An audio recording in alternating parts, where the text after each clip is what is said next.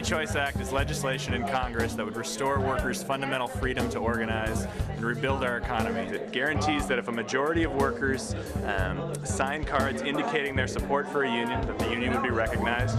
It guarantees workers a first contract, and it puts real penalties in place for companies that break the law and violate workers' rights.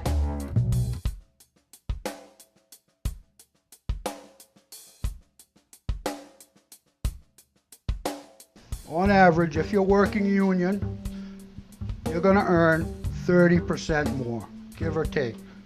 The rule of thumb is unionized workers make more. If you're in a union, you're going to have a 78% chance of having health insurance compared to 49% being non-union. You're going to have a 67% chance of having a pension compared to 15% in the non-union sector.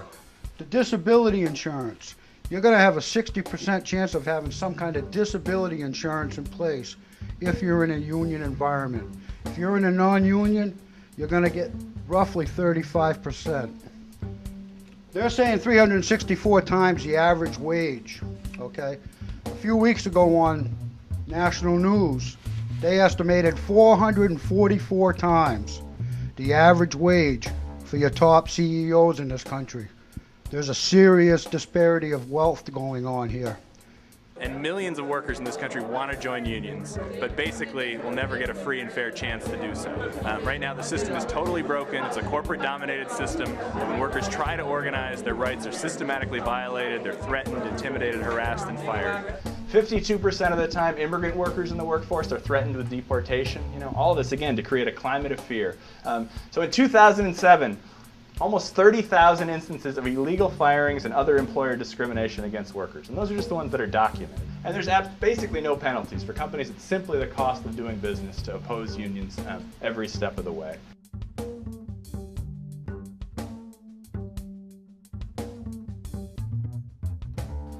Benefits were slowly but surely being taken away. The last straw was basically the sick time policy. We met and talked about joining the union. These are workers who have been through organizing campaigns, who decided together that they wanted to improve conditions in the workplace, that they wanted a stronger voice at work, so they tried to organize a union. And they went through what most workers who organize in this country go through. There was people telling stories about being fired for organizing a union. There were people telling stories about captive audience meetings, about bosses calling them in and threatening them. At our first meeting, it was decided to sign union cards because there was so much support. Then the anti-union campaign began. In the process between the time that we signed cards and the time that we came for a secret ballot, the company brought us into one-on-one meetings, they brought us into departmental meetings, they brought us into any kind of meeting you'd ever think of. During the daytime, during work, we were no longer productive. We were just sitting in meetings listening to what we were doing wrong. This is the card I signed. I am. When I signed this, I wasn't signing to vote 45 days down the road. I wanted to be represented by a union immediately. 50 out of 70 signed a card. During the 6 weeks that it took to get to the election, they intimidated, threatened, and scared, and made people afraid to vote for the union. It became a close election. It was 34 to 36. But the majority of those people still want that union in there. I used to work for group homes in a group home in Norway, and the shifts were long. You had mandatory, if no one came in to relieve you, you had to work. If you'd work 12 hours, you just had to stay on and work another 12 hours. So patient care went down, and the workers there decided that we wanted to organize. They had an ex-MSNA employee who had been fired come and talk to them about how bad the union would be and how to encourage them to vote the union down. It was essentially telling us that if we joined the union, we would have nothing but a blank piece of paper with no more benefits, no more wage increases. We would have nothing. Okay, I've been involved in 2 tries to get the union in. The first try failed because of all the intimidation from the company, telling them we get fired, we'd lose our wages. And right before we had our vote, management informed all the nurses that the wages would be frozen. There would be no pay increases, there would be no step increases, nothing. The president of the company come right to the house and said something about unions are good, but we don't need a union here. We don't want a union here because we can't swing a union here. So we'll lose. Everybody will be out of work. One worker, she was about this 100-pound woman, called into an office with a huge guy, about 300 pounds.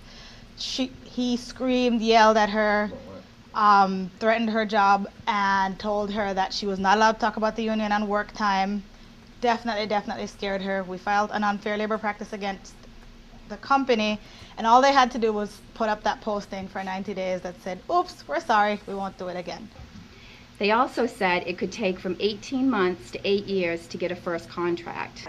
I mean, so right now, if workers can actually go through all the hoops and all the intimidation and win a union, that still doesn't mean they're going to see any benefits and gains that should come from unions, because about a third of the time, companies do bad faith bargaining. The company then continued this for about 18 months. So we were in negotiations for a total of 18 months. But we finally got our vote. We got the union voted in April, but it took until August to finally start negotiating. We're still negotiating now. We still don't have a contract. After the union was voted in, the company decided we're going to shut the place down for a month. While we were laid off, half the guys didn't come back. It just, I feel betrayed by the company. 16 years I've been there. Started there when I was 20 years old. 18 months later, the NLRB did file charges against the company. The company promised not to do it again,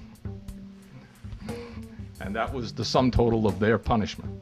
And today, the company, you've heard the stories, they're still playing the games, they're still pushing it, because there's nothing that bites them back. There's no teeth in the current law, no punishment when the company violates it. So what the Employee Free Choice Act would do is say that if after 3 months workers and management can't agree to a contract, a mediator would come in and guarantee that there'd be a contract in another month. So after 4 months, workers would be guaranteed a first contract. So if we had had the Employee Free Choice Act, we would be settling the first contract by now because we had 70% of card signers. Management wouldn't have had the 45-day campaign period to threaten, scare, and intimidate the employees. We need to do everything we can to see that this important act is passed.